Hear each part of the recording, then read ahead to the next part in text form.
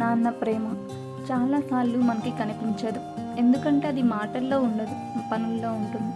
చిన్నప్పుడు మనకి ఏదైనా కావాలి అంటే మనం అడుగుతాం, కానీ అది ఎలా వస్తుంది అని మాత్రం ఎప్పుడూ ఆలోచించాం. ప్రతి ఉదయం మనం ఇంకా నిద్రలో ఉన్నప్పుడు నాన్న బయలుదేరుతాడు. మన కోసం, మన భవిష్యత్తు కోసం ఎండలు ఉన్నా, వర్షం పడుతున్నా ఆయన పని మాత్రం ఆపరు. ఎందుకంటే మనకి కష్టాలు రాకూడదని, మనకి ఒక చిన్న ఆనందం ఇవ్వటానికి ఆయన తన పెద్ద కోరికలు వదులుకుంటాడు.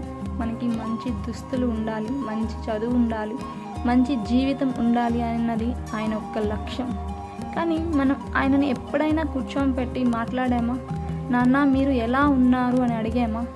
మనకి చిన్న సమస్య వచ్చినా మనకి బాధగా ఉంటుంది, కానీ ఆయన జీవితంలో ఉన్న బాధలు ఆయన ఒక్కడే భరిస్తాడు. ఆయనకి కూడా అలసట ఉంటుంది, ఆయనకి కూడా భయం ఉంటుంది, కానీ మన ముందు ఎప్పుడు మాత్రం స్ట్రాంగ్గా ఉంటాడు. ఎందుకంటే మనం వీక్ అవ్వకూడదని. అందుకే నాన్న ప్రేమ అది పెద్దగా కనిపించదు, అది పెద్దగా వినిపించదు, కానీ అది మన జీవితంలో అత్యంత బలమైనది. ఒకరోజు నాన్న మనం అర్థం చేసుకునే సమయానికి ఆయన కొంచెం దూరం అయిపోతాడు.